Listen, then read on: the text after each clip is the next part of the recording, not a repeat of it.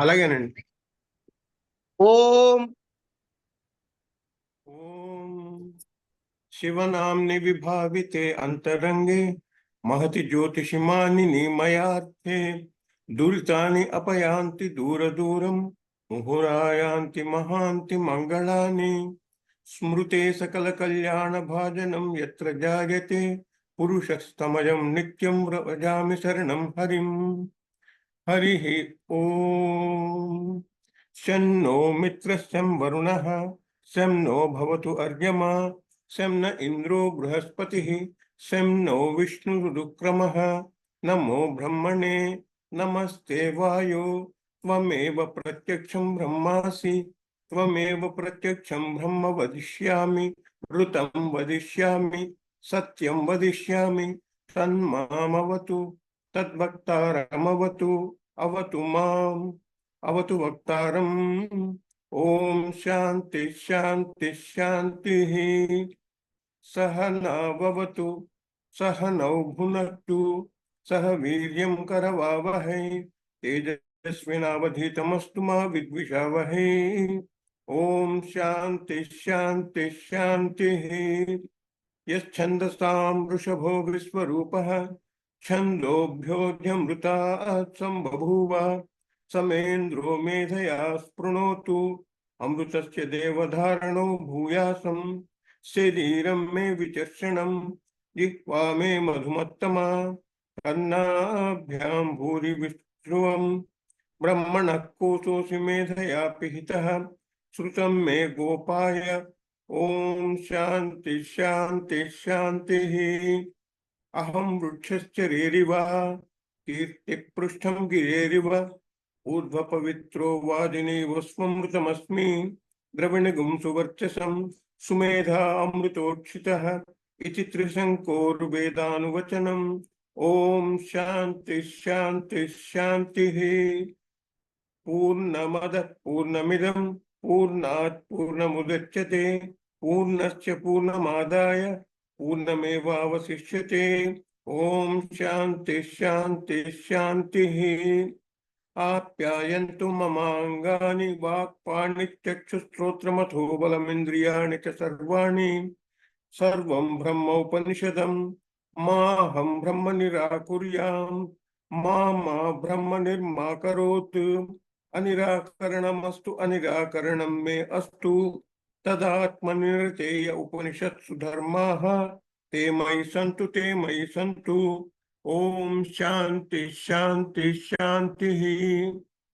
वाङ् मे मनसि प्रतिष्ठिता मनो मे वाचि प्रतिष्ठितम् आविराविर्मयेधि वेदस्य आणीस्थः श्रुतं मे मा प्रहासीः अनेनाधीतेनाहोरात्रान् सन्दधामि ऋतं वदिष्यामि सत्यं वदिष्यामि तन्मामवतु तद्वक्तारमवतु अवतु माम् अवतु वक्तारम्।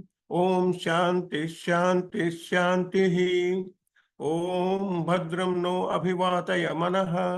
ओम शांति शांति शांतिः।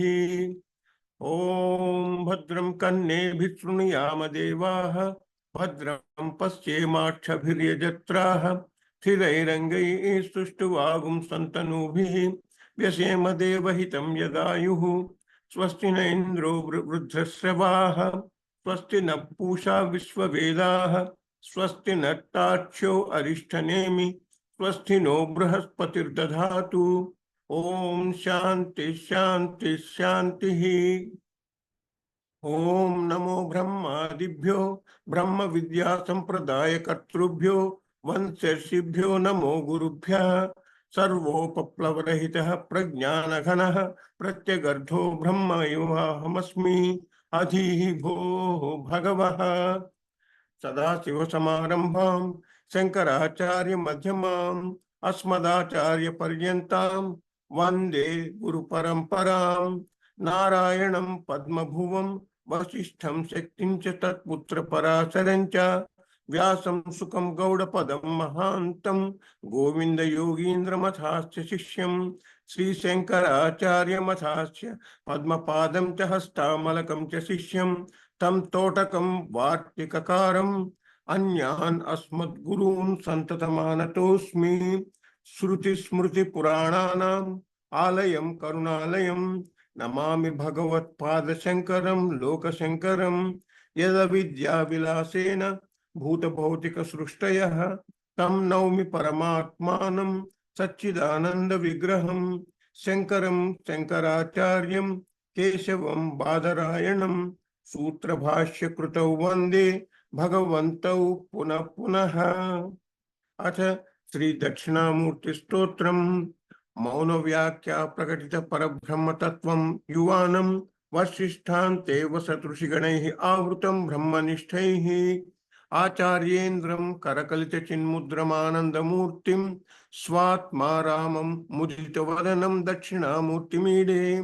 विश्वं दर्पणदृश्यमाननगरी तुल्यं निजान्तर्गतं पश्यन्नात्मनि मायया बहिरिवोद्भूतं यथा निद्रया। यत्साक्षात् कुरुते प्रबोधसमये स्वात्मानमेवाद्वयम् तस्मै श्रीगुरुमूर्तये नम इदं श्रीदक्षिणामूर्तये। बीजस्यान्तरिवाङ्कुरो जगदिदं प्राङ्निर्विकल्पं पुनः मायाकल्पितदेशकालकलना वैचित्र्यचित्रीकृतं मायावी इव विजृम्भयत्यपि महायोगी यस्वेच्छया।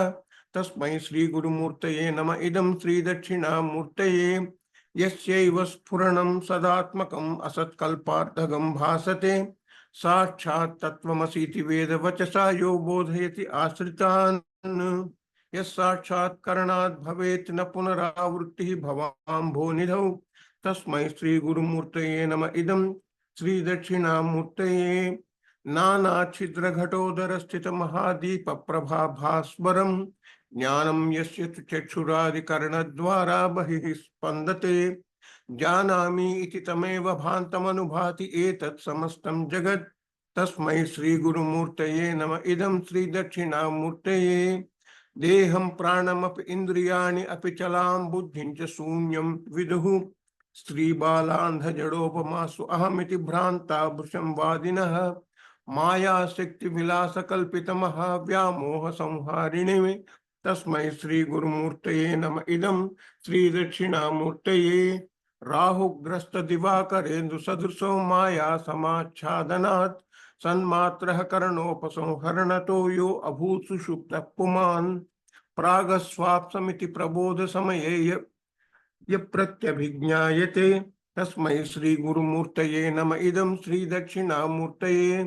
बाल्यादिषु अपि जाग्रदादिषु तथा सर्वासु अवस्थास्वपि व्यावृत्तासु अनुवर्तमानमहमिति अन्तःस्फुरन्तं सदा स्वात्मानं प्रकटीकरोति भजतां यो भद्रया मुद्रया तस्मै श्रीगुरुमूर्तये नम इदं श्रीदक्षिणामूर्तये। विश्वं पश्यति कार्यकारणतया स्वस्वामी संबंधतः शिष्याचार्यतया तथैव पितृपुत्रादि आत्मना भेदतः स्वप्ने जागृति वा य एष पुरुषो माया परिभ्रामितः तस्मै श्रीगुरुमूर्तये नम इदं श्रीदक्षिणामूर्तये। भूरंभांसि अनलो अनिलो अम्बरमहर्नाथो हिमांशुः पुमान् इति आभाति चराचरात्मकमिदं यस्यैव मूर्त्यष्टकम् नान्यत् किंचन विद्यते विमृशतां यस्मात् परस्मात् विभोः तस्मै श्रीगुरुमूर्तये नम इदं श्रीदक्षिणामूर्तये। सर्वात्मत्वमिति स्फुटीकृतमिदं यस्मात् अमुष्मिन् स्तवे तेनाश्च श्रवणात् तदर्थमननात् ध्यानात् च संकीर्तनात् सर्वात्मत्व महाविभूति सहितं स्यात् ईश्वरत्वं स्वतः सिद्धे तत्पुनरष्टथा परिणतं च ऐश्वर्यमव्याहतं वटविटपि समीपे भूमि भागे निषण्णं सकल मुनिजनानां ज्ञानदातारमारात् त्रिभुवन गुरुमीशं दक्षिणामूर्तिदैवं जनन मरण दुःख छेद दक्षं नमामि। चित्रं वटतरोर्मूले वृद्धाः शिष्याः गुरुर्युवा गुरोस्तु मौनं व्याख्यानं शिष्यास्तु छिन्न संशयाः निधये सर्वविद्यानां भिषजे भवरोगिणां गुरवे सर्वलोकानां दक्षिणामूर्तये नमः। ओम नमः प्रणवार्थाय शुद्ध ज्ञानैकमूर्तये నిర్మలాయ ప్రశాంతాయ దక్షిణామూర్తయే నమః. అంగుష్ఠతర్జనే యోగముద్రా వ్యాజేన దేహినాం శృత్యర్థం బ్రహ్మజీవైక్యం దర్శయన్నోవతాత్ శివః. సమం సర్వేషు భూతేషు తిష్టంతం పరమేశ్వరం మన్నాథం పరమాత్మానం ప్రణతోస్మి మునిత్రయం. ప్రణతోస్మి మునిత్రయం.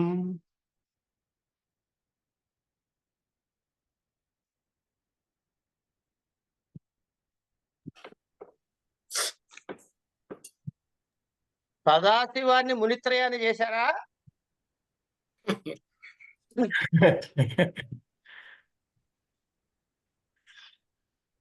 సదాశివం చేస్తే క్షమించాలి, వేదాంతం. మా ప్రణతోస్మి సదాశివ. కాదు, సదాశివం చేస్తే వేదాంతం, మునిత్రయం చేస్తే వ్యాకరణం. ఏం చేద్దాం? వ్యాకరణ రమణమూర్తి సదాశివం గారికి నేను వ్యాకరణం చాలా అదేదో ప్రీతి. అంటే రోజు కొంచెం ఒకసారి అది అనుకుంటూ ఉంటా, అందులో సడన్ గా దొలిపోయింది. పర్లే ఊరు సరదాగా, ఏమి ఇబ్బంది లేదండి బాబు దానికి. ప్రణతోస్మి సదాశివం. ప్రణతోస్మి మునిత్రయం అన్నా తప్పేం లేదు. ఏది తప్పు కాదండి. అన్ని వాడైనప్పుడు ఏ పేరుతో పిలిస్తే పలకడు? సదాశివుడే 3 రూపాయలు. అది ఏమిటా 3 రూపాయలమ్మా? ఆ? ఏమిటా 3 రూపాయలు? అదే సార్ వ్యాకరణ మునిత్రయం. కాదమ్మా, మీరు సదాశివుడే 3 రూపాయలు అన్నారా అనలేదా? అవునండి. 3 రూపాయలు చెప్పండి నాకు. ఏ రకంగా అన్ని 3 3లే ఉంటాయి సార్. అన్ని నాకు అవన్నీ దినాలుగా. తెలియదు. ఇవాళ ఎగ్జామ్. 3 రూపాయలు అంటారా? 3 ఒకటేమో విరాట్ హిరణ్య గర్భ ప్రాజ్ఞ రూపాయలు ఒకటి. అది కాదు, ఇంకా మీరు చెప్పండి సార్. రోజు అంటున్నారు. రోజు అంటున్నావా? అంటున్నారే అనుకుంటున్నా నేను. ఏమో సార్, స్ఫురణకు రావట్లే. బ్రహ్మ విష్ణు మహేశ్వరులా అండి? నాకు తెలీదు, మీరు చెప్తే వింటా నేను, అంతే. మాకు తెలియని వాళ్ళు అడుగుతున్నాను సార్. ఈశ్వరో గురురాత్మేతి మూర్తి మూర్తి భేద భేద విభాగినే విభాగినే వ్యోమవద్వ్యాప్తదేహాయ దక్షిణామూర్తయే నమః. అది అనాలన్నమాట, అది తెలియలేదండి.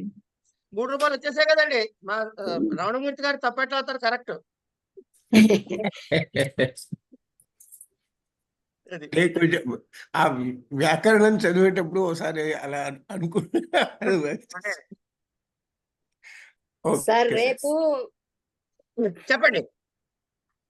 రేపు మేమిద్దరం కొంచెం తల్లబ్ధే ఉపాయః ఉచ్యతే. తల్లబ్ధేః ఉపాయః ఉచ్యతే. ఏంటి తల్లబ్ధే? నిన్నటి శ్లోకం చదువుకోవాలి.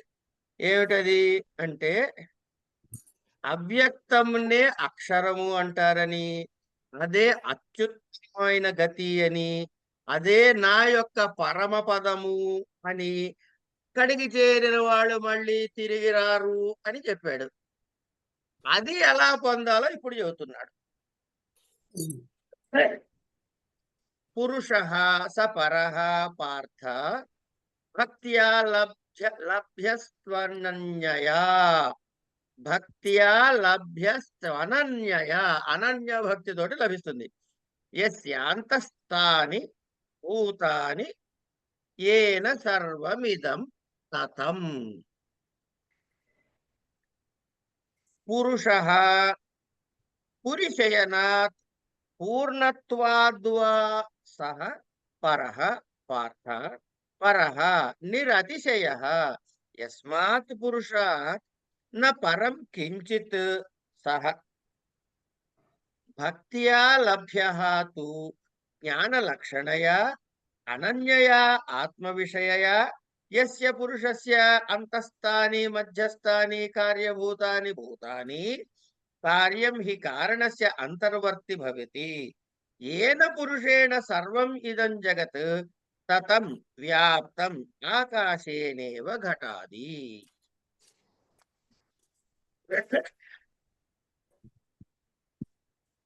ఆకాశయదేవ ఘటాని.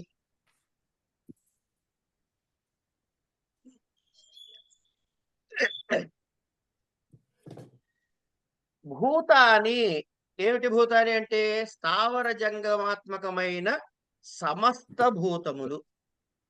యస్య అంతస్థాని ఎవరి లోపలైతే ఉన్నాయో, ఏన ఎవడి చేత అయితే ఇదం సర్వం తతం ఈ నిఖిల ప్రపంచము తతం అంటే వ్యాప్తమై ఉన్నదో, పరహ అంటే నిరతిశయుడు దాన్ని మించింది ఇంకోటి లేనటువంటి వాడైన సహ ఆ పురుష పరిపూర్ణుడైన పరమాత్మ ఎట్లా లభిస్తాట?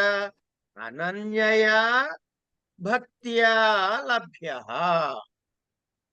అనన్యమైన విషయములు అంటే కేవలముగా ఆత్మ విచారణ తప్ప ఇంకొక విచారణ లేనటువంటి భక్తి అంటే ఇక్కడ జ్ఞాన స్వరూపము అని తెలుసుకోవాలి. భక్త్య అంటే జ్ఞాన స్వరూపమైన భక్తితోటి లభ్య పొందదగిన వాడు. ఈ భక్తి దగ్గర నాకు చాలా ఇష్టమైనది ఒక విషయాన్ని సరదాగా చెప్పుకుందాం. ప్రపంచంలో మనకి ఎవరైనా చూడండి, చాలా మంది రెగ్యులర్ గా కోట్ చేసేది ఏంటయ్యా అంటే, శంకరుడు చెప్పాడండి, శంకరుడు చెప్పాడు. ఏం చెప్పాడు శంకరుడు అంటే, మోక్ష సాధన సామగ్ర్యా భక్తిరేవ గరీయసి అని చెప్పాడు అంటాడు. కనుక భక్తిని మించింది లేదు. సంతోషం. తర్వాత పాదం మాత్రం చచ్చినా చదవరు. ఆయన ఏం చెప్పాడు అంటే, నాయన భక్తిరేవ గరీయసి కరెక్టే. ఇందుకే భక్తి అంటే ఏమిటి? నా ఉద్దేశంలో భక్తి అంటే ఏమిటి అంటే స్వస్వరూపానుసంధానం భక్తిరిత్యభిధీయతే అన్నాడు. స్వస్వరూపం యొక్క అనుసంధానము చేయటమే భక్తి అని నేను అంటున్నా. ఆయన అన్నాడు.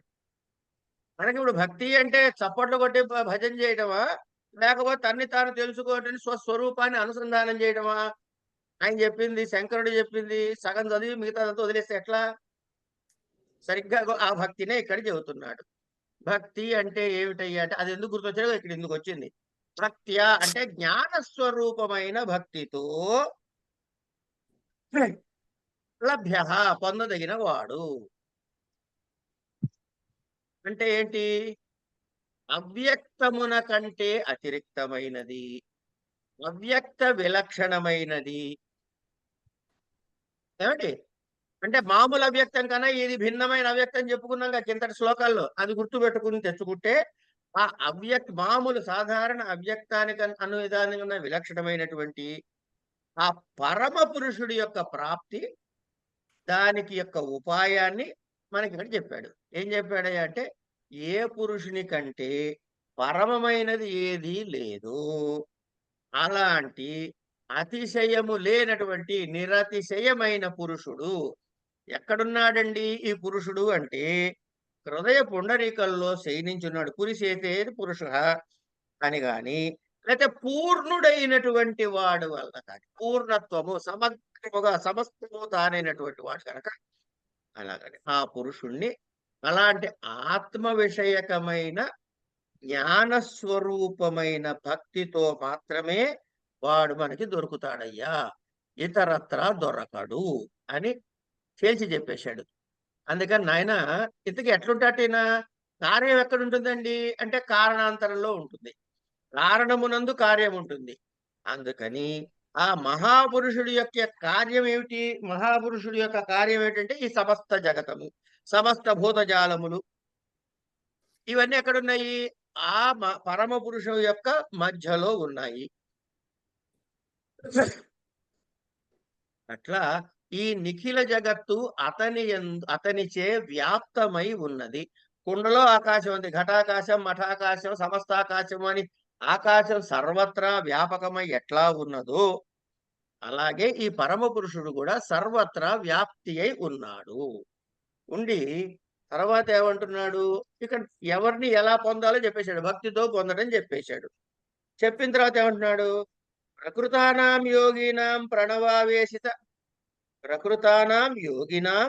ప్రణవావేశిత బ్రహ్మబుద్ధీనాం కాలాంతర ముక్తి భాజాం బ్రహ్మ ప్రతిపత్తయే ఉత్తరః మార్గః వక్తవ్యః ఇది యత్ర కాలే ఇత్యాది వివక్షితార్థ సమర్పణార్థం ఉచ్యతే. ఆవృత్తి మార్గోపన్యాసః ఇతర మార్గస్తు ఇత్యర్థః. చెబుతున్నాడు, ఎత్ర కాలే త్వనావృత్తిమావృత్తిం చైవ యోగినః. ఎత్ర కాలే ఆవృత్తిం చైవ యోగినః ప్రయాతాయాంతి తం కాలం వక్ష్యామి భరతర్షభ. ఎత్ర కాలే ప్రయాతాః ఏం చెబుతున్నాడు? ప్రణవమునందు బ్రహ్మబుద్ధిని కలిగి చేసిన వారు ప్రకృతానాం యోగినాం ప్రణవావేశిత బ్రహ్మబుద్ధీనాం అన్నారు కదా.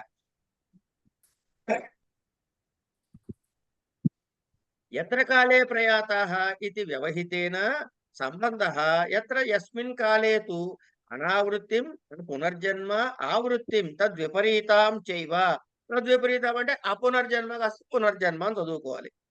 ఇది యోగినః కర్మిణశ్చ ఉచ్యంతే. కర్మిణస్తు గుణతః కర్మయోగేన యోగినాం ఇది విశేషణాత్. యోగినః యత్ర కాలే ప్రయాతాః మృతాః యోగినః అనావృత్తిం యాంతి యత్ర కాలే చ ప్రయాతాః ఆవృత్తిం యాంతి తం కాలం వక్ష్యామి భరతర్షభ అని చెప్పాడు 23వ శ్లోకంలో. ఏం చెప్పారయ్యా అంటే, ఓ నాయన అర్జున, యోగినః ఎవరి యోగులు? ప్రణవావేశిత బ్రహ్మ బుద్ధి కలిగినటువంటి యోగులు. ఒకటి కర్ములు. ఎక్కడైతే ఏ కాలములో ప్రయాతాః అంటే మృతి చెందుతారో వాళ్ళు అనావృత్తిం అంటే పునరావృత్తి లేనటువంటి లేదా ఆవృత్తిం పునరావృత్తిని పొందుతారు. తం కాలం వక్ష్యామి. ఇగో ఒక్క నిమిషం, ఆ కాలాన్ని పొందుతారు అని చెబుతున్నారు. ఒక్క నిమిషం.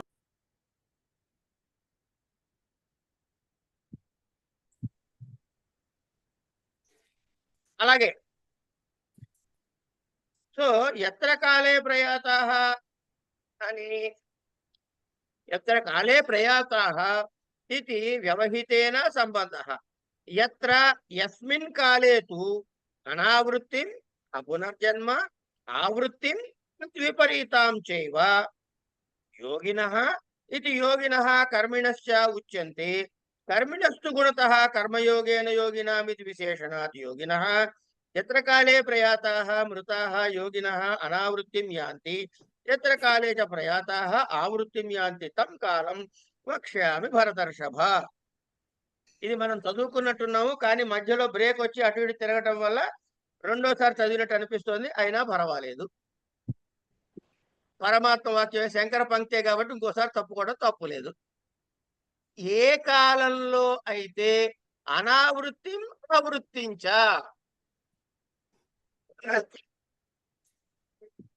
ఎత్ర కాలే ఏ కాలమునందైతే యోగినః ఎవర యోగినులు? ప్రణవావేశిత బ్రహ్మబుద్ధి గలవారైనటువంటి వారు కర్ములు ఏ కాలమునందు మృతులైన వారై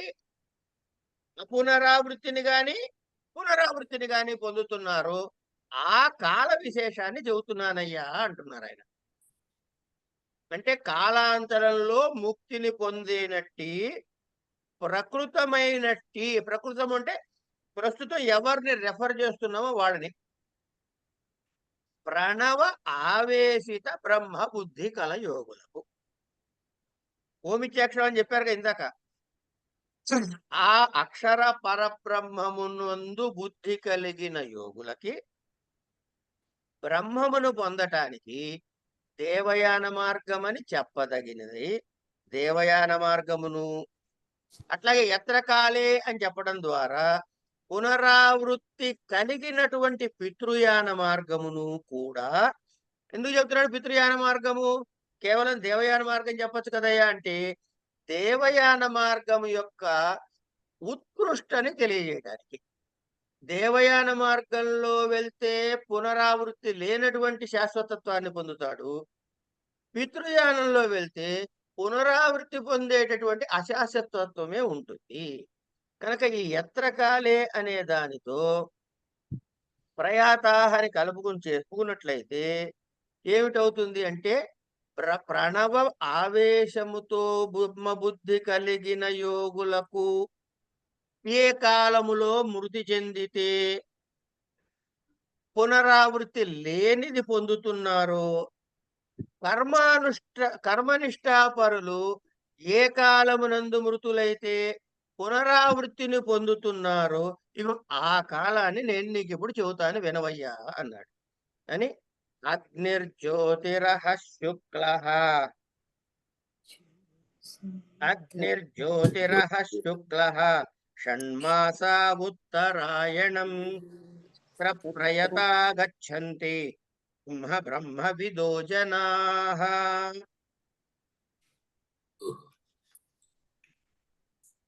అగ్ని కాళాభిమానిని దేవత తథా జ్యోతి దేవతైవ కాళాభిమాని అథవా అగ్నిజ్యోతిషి యథాశ్రుతే ఏవ దేవతే భూయసాతు నిర్దేశః యత్ర కాలే తం కాలం ఇది ఆమ్రవణవత్ తథా అహర్దేవత అహః శుక్లః శుక్లపక్షదేవత షణ్మాసాః ఉత్తరాయణం త్రాపి దేవతైవ మార్గభూతా ఇతి స్థితః అన్యత్ర న్యాయః తస్మిన్ మార్గే ప్రయాతాః మృతాః గచ్చంతి బ్రహ్మవిదః బ్రహ్మోపాసనపరాః జనాః క్రమేణ ఇతి వాక్యశేషః.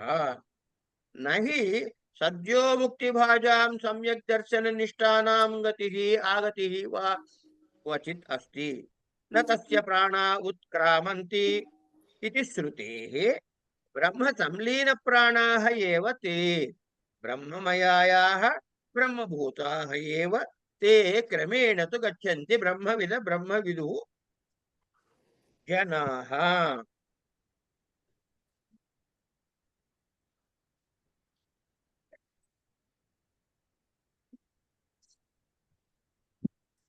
అంటే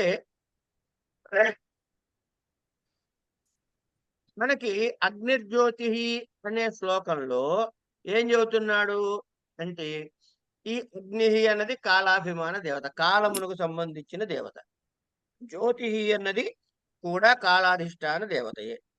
అహరధిష్టాన దేవత, శుక్లపక్షాధిష్టాన దేవత, ఉత్తరాయణ అధిష్టాన దేవత వీళ్ళు ఎవరైతే ఉన్నారో ఆ మార్గమునందు బ్రహ్మవేత్తలు అంటే ఓంకారమునందు మాత్రమే దృష్టిని నిలిపి ఉపాసించేటటువంటి ఆ జనులు మృతులైతే క్రమముగా పరబ్రహ్మమును పొందుతారు. క్రమముగా పొందటెందుకు అంటే క్రమముగా పొందుతారు అని ఎందుకు చెప్పాల్సి వచ్చిందయ్యా అంటే సద్యోముక్తిని పొందే జ్ఞాన నిష్ఠాపరులకు గతి గాని లేదు. ఇప్పుడు సద్యోముక్తిని పొందాడు అనుకోండి, వాడు అక్కడ చేరతాడు ఇక్కడ చేరతాడు లేదు, వాడు పరబ్రహ్మములు లీనమైపోయాడు. కానీ సద్యోముక్తి కాకుండా క్రమముక్తిని పొందేవాడు ఉంటాడు కదా, ఈ క్రమముక్తిని పొందేవాడు మరణించిన తర్వాత ఎడిపోతాడు అనేది విషయం. అయ్యా ఏమన్నా అన్నారా? లేదు. రైట్. కనుక క్రమముక్తిని పొందేవాడు, అదే సద్యోముక్తి పొందేవాడు అనుకోండి, నా సత్య ప్రాణ ఉత్క్రామంతి. సద్యోముక్తి అంటే ఏంటి? సద్యోముక్తి అంటే వాడు ఎప్పుడైతే జీవన్ముక్తి అంటే ఏంటి చెప్పండి? జీవన్ముక్తులు అంటే బతికి ఉండంగానే వాళ్ళు ముక్త స్థితిలో ఉంటాడు. ఏమండి? ముక్త స్థితిలో ఉంటాడు. ముక్త స్థితి పొందినా తాను పుట్టినందుకు ఉన్నటువంటి ప్రారబ్ధ విశేషం ఏదైతే ఉందో అది అనుభవించి నశించే వరకు కూడా వాడు బతికుంటాడు. మామూలుగానే కనపడుతూ ఉంటాడు, కానీ వాడు ముక్త స్థితిలో ఉంటాడు. కరెక్ట్. అలాంటి వాడు శరీర పతనమైనప్పుడు దాన్ని జీవన్ముక్తి, ఇప్పటి వరకు జీవన్ముక్తుడు, తర్వాత విదేహముక్తుడు అవుతాడు. అంటే దేహం వదిలేసిన తర్వాత విదేహముక్తుడు. ఇక్కడ విదేహముక్తుల గురించి చెబుతున్నాడు. వారు బ్రహ్మమునందే లీనమయ్యి బ్రహ్మమునందే లీనమైన ప్రాణములు కలవారై వాళ్ళు బ్రహ్మస్వరూపులే అవుతున్నారు. ఎవరు?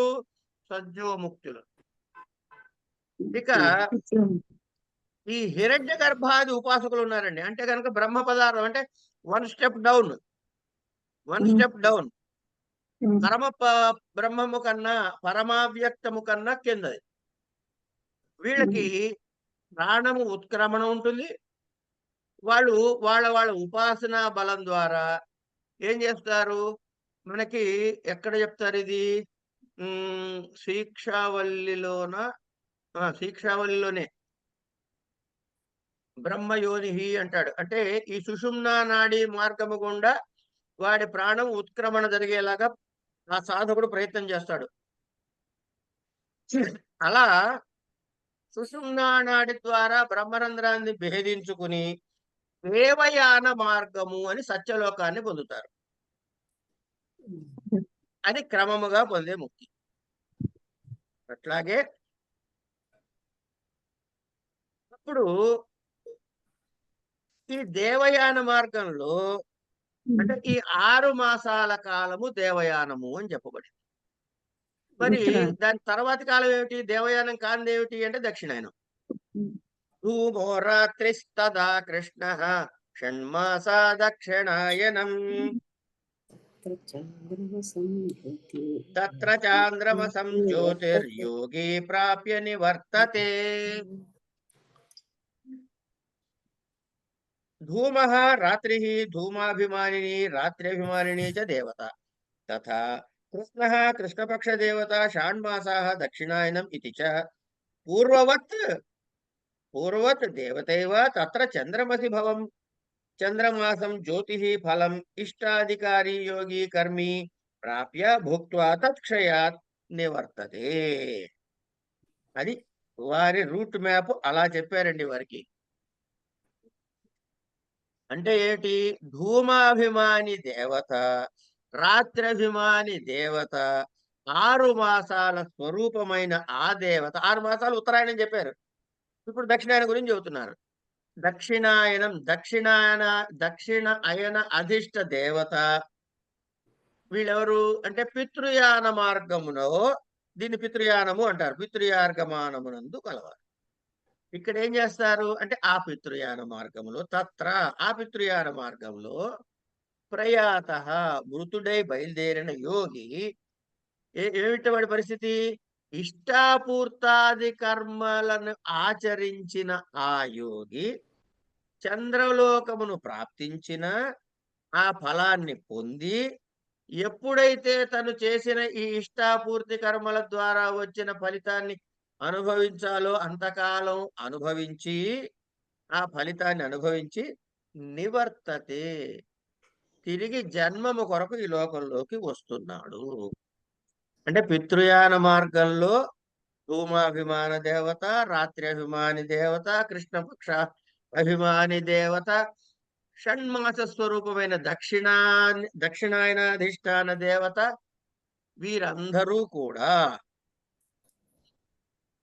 వీరి ద్వారా ఎవరైతే యజ్ఞయాగాదులు అనుష్ఠించినటువంటి యోగి, కర్మ మార్గములో ఉన్నటువంటి ఆ యోగి మృతుడై పితృయాన ద్వారము ద్వారా ఎక్కడికి పోతున్నాడు అంటే చంద్రలోకానికి పోతున్నాడు.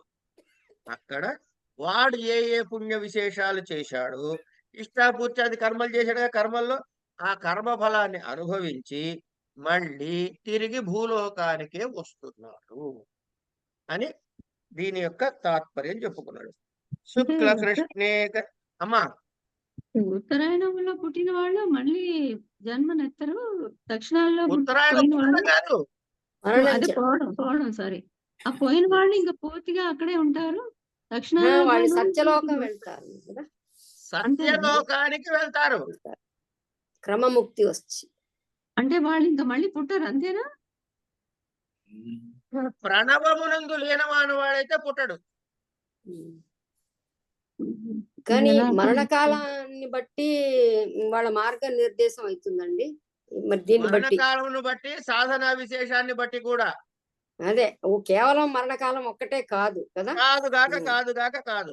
ఉమ్. అలాంటప్పుడు మరి కాశీ సార్ యాత్ర ఎంత యోగి అయినా కూడా దక్షిణాయనంలో పోయాడంటే వాడు మళ్ళీ వెనక్కి తిరిగి వస్తాడు. ఓ చటాకన్నా ఉండుంటుంది. ఓకే. దక్షిణాయనంలో పోయిన మహామహులు ఉన్నారండి, యోగులు లాంటి వాళ్ళు. అవును. ఇప్పుడు రమణ మహర్షి దక్షిణాయనంలోనే వెళ్ళిపోయారు కదా, అట్లా చాలా మంది ఉన్నారు. వాళ్ళకి ఒక్క నిమిషం చెప్తా వినండమ్మా. ఎవడైతే జీవన్ముక్తుడో అంటే జీవన్ముక్తుడు అంటే మన సద్యోముక్తిని ప్రాప్తిస్తుందో, అంటే క్షణంలో కలగటము ముక్తి ప్రాప్తిస్తుందో, వాళ్ళకి పునరావృత్తే, వాళ్ళకి కాలంతో సంబంధం లేదు, వాళ్ళు కాలబద్ధులు కారు. రమణ మహర్షి ఏప్రిల్ వాళ్ళకి కాలబద్ధత అన్నది లేదు. కానీ మిగతా మన అంటే సాధన ద్వారా నెమ్మదిగా పైకి వెళ్తున్నా అని చెప్పామే, వాళ్ళ గురించే ఈ కాలాల పంచాయతీ అంతా. మీరు రమణ మహర్షిని, రమణ చంద్రశేఖరేంద్ర మహర్షి కాదు, సరస్వతి రమణ స్వామి మహర్షి వారిని బర్త్డేనే. కాదు ఎవరైనా మీరు ఏ పేరైనా నాకు తెలియదు, మీరు ఏ పేరైనా ఇట్లాంటి స్థాయి వాళ్ళని ఈ ఘాటికి కట్టకూడదు. దీంట్లో రారు వాళ్ళు. వాళ్ళు అది- రారు, కేటగిరీ ఎందుకంటే కాదు. వాళ్ళు ఈ కాలానికి అతీతమైన స్థితిలో ఉన్నవాళ్ళు. అదే అవును. వాళ్ళు ఒక కాలబద్ధులకే ఈ కాలాలతో లింకు. కాలబద్ధులు కాని ఆ బ్రాహ్మీ స్థితిలో ఉన్న వాళ్ళు ఏ కాలమైనా వాళ్ళు అదే స్థితిలో ఉంటారు. శరీరం అన్నది వాళ్ళకు ఒక ఉపాధి మాత్రమే, దాంతో వాళ్ళకి ఏ మేనిఫెస్టెడ్ సంబంధము లేదు. మాస్టర్స్, అసెండెడ్ మాస్టర్స్ అంటారు కదండి. మేనిఫెస్టెడ్ మాస్టర్స్ కి ఈ కేటగిరీలో రారు వాళ్ళు. అది ఇంకా ఆ పేర్లన్నీ మీరు చెప్పేయండి. శుక్లే కృష్ణే గతి హ్యేతే జగత శాశ్వతే మతే ఏకయా యాత్యనావృత్తిమన్యయా ఆవర్తతే పునః. శుక్లపక్షే శుక్లాచ కృష్ణాచ శుక్లకృష్ణే జ్ఞాన ప్రకాశకత్వాత్ శుక్ల అభావాత్ అంటే జ్ఞాన ప్రకాశకత్వం లేకపోవటం. కృష్ణ ఏతే కృష్ణ శుక్లకృష్ణే హి గతి జగత ఇది అధికృతానాం జ్ఞానకర్మణోః ఇది జ్ఞాన కాదు, జ్ఞానకర్మణోః న జగతః సర్వస్యైవ ఏవ ఏతే గతి సంభవతః శాశ్వతే నిత్యే సంసారస్య నిత్యత్వాత్ మతే అభిప్రేతే తత్ర ఏకయా శుక్లయా యాతి అనావృత్తిం అన్యయా ఇతరయా ఆవర్తతే పునః భూయః. మళ్ళీ చెప్పిందే ఇంకోసారి మనకి రూఢిపరుస్తున్నాడు. ఏమని? ఈ శుక్ల కృష్ణే దేవయానము పితృయానము అనేటటువంటి ఈ రెండు యానాల్లో ఈ గతి ఈ మార్గములు అయితే ఉన్నాయో ఎవరికి జ్ఞాన కర్మాధికారులకు నిత్యములై ఉన్నవి. అంటే ఒకటి దేవయాన మార్గం చేత వెళ్తే పునరావృత్తిని పొందుతాడు. దేవయాన మార్గం ద్వారా వెళ్తే మళ్ళీ పునరావృత్తి ఉండదు, ఆ పునరావృత్తిని పొందుతాడు. అంటే పునరావృత్తిని పొందడు అని. అన్యయ అంటే పితృయాన మార్గంలో వెళ్ళిన వాడికి పునః ఆవర్తతే తిరిగి జన్మము కొరకు మళ్ళీ వాడు వస్తూనే ఉంటాడు అని. ఈ దేవయాన పితృయానాల్లో అంటే జ్ఞాన కర్మాధికారులకి దేవ పితృయానాలనేది ప్రసిద్ధములైన ఈ రెండు మార్గాలు ఏమిటవుతాయ్యా అంటే జ్ఞాన కర్మాధికారులకు ఈ రెండు మార్గాల్లో ఏదైనా సిద్ధించవచ్చు. అంటే కర్మాధికారము కానీ జ్ఞానాధికారం కానీ ఇవి రెండు లేని వారికి మార్గద్వయ ప్రాప్తి లేదని సూచిస్తున్నారు. అంటే ఈ మార్గద్వయములో దక్షిణాయనంలో వెళ్ళిన వాళ్ళు ఏమన్నా మృతులవుతారు, వాళ్ళు మృతి పొందిన వాళ్ళు మళ్ళీ వాళ్ళ కాస్త చేసిన పుణ్య విశేషాన్ని అనుభవించి మళ్ళీ తిరిగి జన్మంది పొందుతారు. అదే ఒకవేళ జ్ఞానులు కూడా శుక్లయాన మార్గమే ఉందా అని మనకి డౌట్ వస్తుందని జ్ఞానాధికారికి దేవయాన మార్గంలో బ్రహ్మలోకాన్ని పొంది మళ్ళీ పునరావృత్తి పొందడు అని స్పష్టంగా చెబుతున్నాడు. కర్మాధికారి మాత్రమే పితృయానంలో చంద్రలోకాన్ని పొంది అక్కడ తాను చేసిన వాటి కర్మభోగాల్ని అనుభవించి తిరిగి జన్మ కొరకు ఈ లోకమునందే ప్రవేశించి తీరాలి. నైతే శృతి పార్థజానన్ యోగి ముహ్యతి కశ్చన తస్మాత్ సర్వేషు కాలేషు యోగయుక్తో భవార్జున అని నైతే ఇతి న ఏతే యథోక్తే నృతి మార్గౌ పార్థ జానన్ సంసారాయ ఏక అన్యా మోక్షాయ చ ఇతి యోగి న ముహ్యతి కశ్చన కశ్చిదపి తస్మాత్ సర్వేషు కాలేషు యోగయుక్తః సమాహితః భవ అర్జున. నైనా కశ్చన యోగి, ఏ యోగి అయితే ఈ శృతి అంటే దేవయాన పితృమార్గాలను తెలుసుకున్నవాడై, అంటే అదొక మార్గం ఉందని ఇదొక మార్గం ఉందని తెలుసుకున్నవాడు, న ముహ్యతి మోహాన్ని పొందడు, మోహాన్ని పొందడు. ఎవడు? ఏ యోగి అయితే దేవయాన పితృయానాలు ఉన్నాయి అని తెలుసుకున్నాడు వాడు మోహాన్ని పొందడు. మోహాన్ని పొందకపోతే ఏమిటవుతుందయ్యా? తస్మాత్ ఆ కారణం వల్ల నాయనా అర్జున సర్వేషు కాలేషు సర్వకాలములయందు యోగయుక్తః సమాహిత చిత్తము కలిగిన వాడవై భవ ఉండుము. అంటే నాయన దేవయాన పితృయాన మార్గాలను తెలుసుకున్నవాడు అంటే పితృయాన మార్గంలో సంసారం కొరకు, దేవయాన మార్గంలో మోక్షం కొరకు సమర్థమవుతాయి అని తెలుసుకున్నవాడు ఏం చేయాలండి? మోహపడితే సంసారంలో పడతాడు, మోహం లేకపోతే దేవయాన మోక్షం వైపు వెళ్తాడు. కనుక యోగివై మోహమును పొందకుండా సర్వకాల సర్వావస్థల యందు కూడా యోగయుక్తః అంటే సమాహితమైన చిత్తమును కలిగిన వాటిని అయి ఉండవయ్యా అని చెబుతున్నాడు. అంటే ఏమిటి? దేవయాన మార్గము క్రమముక్తికి సాధనము, పితృయాన మార్గము తిరిగి సంసారానికి హేతువు అని ఎవడైతే తెలుసుకున్నాడో వాడు సమాహిత చిత్తుడై ఉంటాడు. అంటే ఆ పునరావృత్తి రహిత రూపమైన మోక్ష ప్రాప్తికి పొందుతాడు. ఎందుకు? సమాహిత చిత్తుడై ఉన్నాడు కాబట్టి. అది యాక్సిడెంట్ అయినా ఎలాంటి మరణం అయినా సరే మీకు మళ్ళీ లేని కొత్త ఐటమ్స్ తెచ్చి పెట్టకండి. ఉన్న వదిలించుకుంటుంటే కొత్తవి పెడతారండి తల్లి. అంటే ఇప్పుడు యానం డిసైడ్ చేస్తుంది కదా, మరణం యానం డిసైడ్ చేయట్లే, యానం ఏం డిసైడ్ చేయట్లే, మీ సాధన డిసైడ్ చేస్తుంది. సాధన అర్థమైందండి?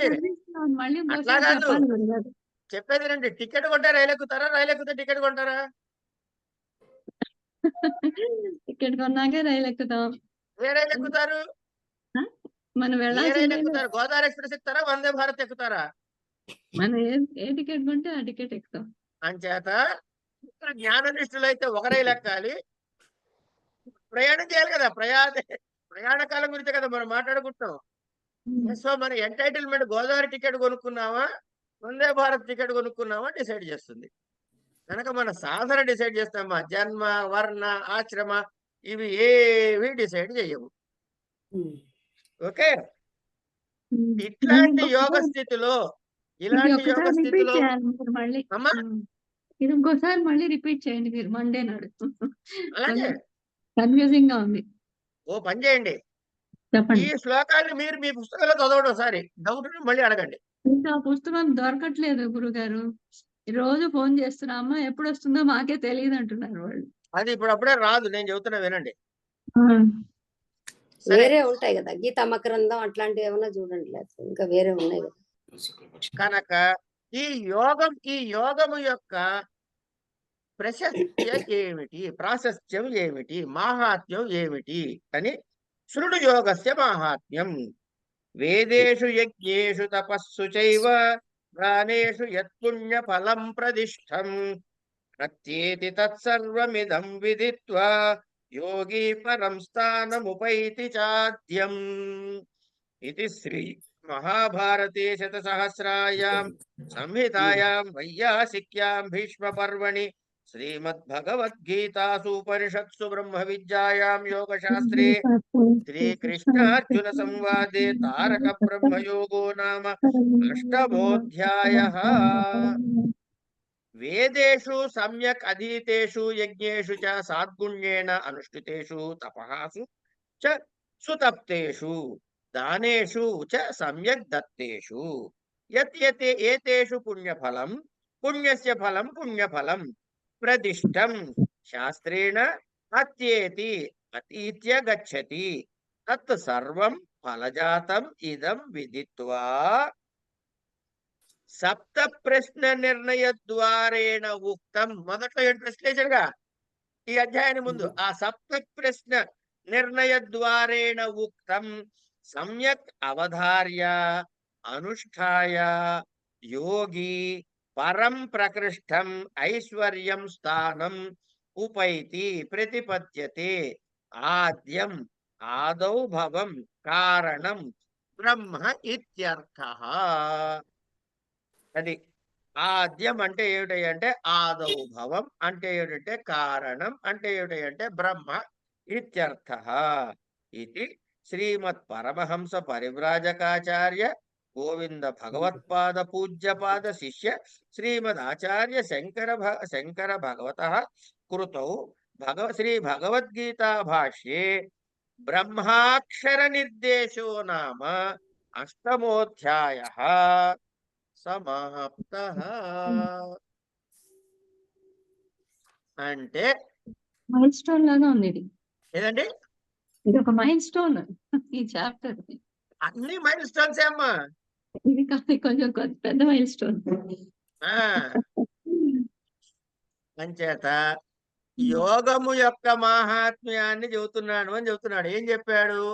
ఎవడైతే బాగా అధ్యయనం చేసి ఏమిటి నిఖిల వేదముల యందును వాటిని వాటిలో చెప్పబడిన అనుష్ఠించబడిన నిఖిల కర్మల యందును బాగా ఆచరింపబడిన నిఖిల దానముల యందును ఏ పుణ్యము ఏ పుణ్యఫలము శాస్త్రముతో చెప్పబడిందో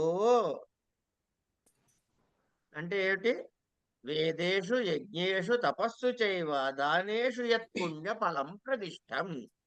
యజ్ఞముల యందును వేదముల యందును తపస్సుల యందును దానముల యందును ఏ పుణ్యమైతే చెప్పబడిందో ప్రదిష్టం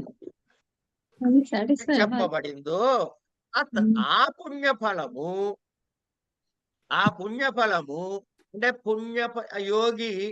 యోగి ఈ 7 ప్రశ్నల నిర్ణయము ద్వారా మొదలేసిన 7 ప్రశ్నల నిర్ణయం ద్వారా చెప్పబడిన దాన్ని తెలుసుకొని బాగుందండి అని తల ఊపకుండా అనుష్ఠించిన, అది ఇక్కడ ముఖ్యమైన విషయం.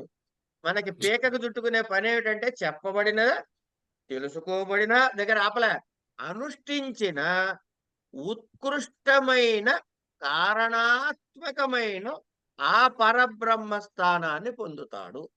ఎందుకంటే అనుష్ఠించిన వాడు మాత్రమే ఆ స్థానాన్ని పొందుతాడు, అన్యులు పొందరు. ఇదిట అని తెలుసుకుంటే సరిపోదు, అనుష్ఠానం చెయ్యాలి. మనం చేస్తున్నామంటే ఏమి రెండోసారి ఆలోచించకుండా చెప్పండి చెయ్యట్లేదు అని. నేను చేస్తున్నట్టు డౌట్ ఉందండి అని అంటే మనని మనం మోసం చేసుకున్నట్లు. మనకి ఉప్పు కారం తక్కువ అయితేనే కోపం వస్తుంది. 11కి అన్నం తినే అలవాటు ఉన్నవాడు 5 నిమిషాలకి ఇల్లాలి అన్నం పెడితే వాడికి ఇటు 4 సార్లు తిరుగుతాడు. ఈ స్థితిలో ఉన్న మనం అనుష్ఠిస్తున్నాం అనటం శుద్ధ భ్రమ. కానీ తెలుసుకోవాలి, ఆచరించే ప్రయత్నం చేస్తుంటే ఇవాళ కాతే రేపు, రేపు కాతే ఎల్లుండి, తర్వాత ఎప్పుడో వాడు అనుగ్రహం కలిగినప్పుడు మళ్ళీ మనం ఉద్ధరించబడతాం.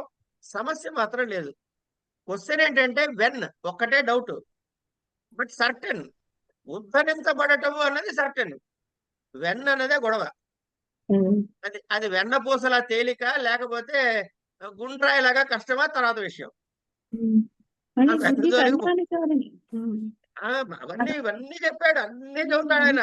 అన్ని నెగెట్ చేసుకుంటూ ఎక్కడ చేరుతామో ఎప్పుడు చేరుతామో. కానీ ప్రయత్నం అయితే చేయాలిగా. అదే ఇప్పుడు మార్గంలో వచ్చాం కాబట్టి. అందుకని ఆయన ఏమన్నాడు, చీమగంగా యాత్ర అంటారు పెద్దవాళ్ళు.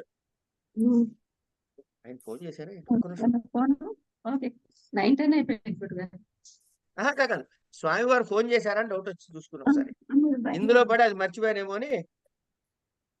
అదేంటి కనుక మనం ప్రయత్నం మనం చేసుకుంటూ పోదాం, పైవాడు ఎప్పుడు అనుకరిస్తాడో అప్పుడు చూద్దాం. ఇవాటితోటి రేపు క్లాసు లేదు కాబట్టి ఇవాళ్లే అష్టమాధ్యాయ సమాప్త.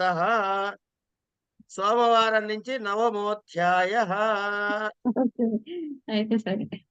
రైట్, నమస్తే.